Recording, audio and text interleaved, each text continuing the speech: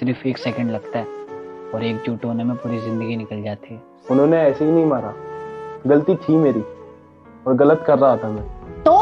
तो क्या मारेंगी? अरे समझा भी तो सकती थी प्यार से। और एक बात और, इस घर में जितना पैसों पे हक उनका है ना, उतना तुम्हारा भी है।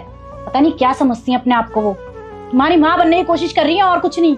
लेकिन रुस्तम, वो हमारे लिए तो अभी भी छोटा ही है ना। अरे मानता हूँ छोटा है, लेकिन एक सही तरीका होता है। उसे तुम प्यार से समझाती, समझ जाता। क्या पता ऐसे थप्पड़ मारना जरूरी नहीं था। और एक बात बताओ, तुमने शीतल के सामने अक्षय को थप्पड़ मार दिया, उसे कितना बुरा लगा होगा। अगर मेरा कोई बड़ा भाई होता और तुम्हारे सामने वो मुझे थप्पड़ मार देता तो कैसा लगता तुम्हें?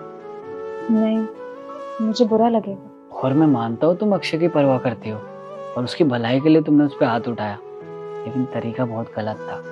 तुम्हें ऐसे हाथ नहीं उठाना चाहिए था, तुम्हें उसे प्यार से समझाना चाहिए था। और देखो ना, शीतल के सामने अक्षय ने थोड़ा सा भी जवाब नहीं दिया। पता है क्यों? क्योंकि वो समझता है कि छोटी छोटी तकरार में परिवार टूट जाता है। क्योंकि उसे पता है कि हम दोनों के माँ बाप नहीं है और परिवार होना कितना ज़रूरी होता है। और देख लो आस पड़ोस में कितने भाई साथ में रहते हैं? नहीं रहते, सब अलग अलग रहते हैं। क्यों?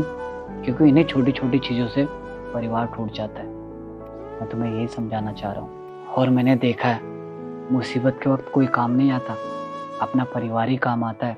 इसलिए मैं चाहता हूँ कि ऐसी कोई गलती ना करें हम, जिससे हमारा परिवार बिखरे।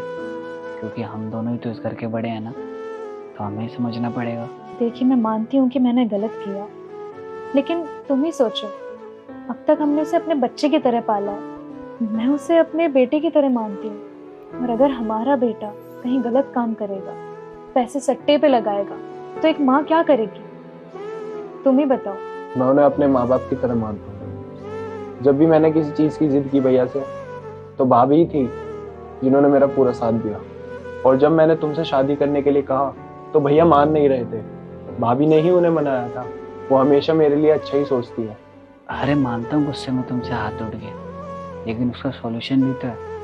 प्यार से जाके उसे सॉरी बोल दो, उसे अच्छा लगेगा और शीतल को भी अच्छा लगेगा। लेकिन देखो शीतल, तुम इस घर में नहीं आई हो तो मेरी एक बात कान खोलकर सुन लो।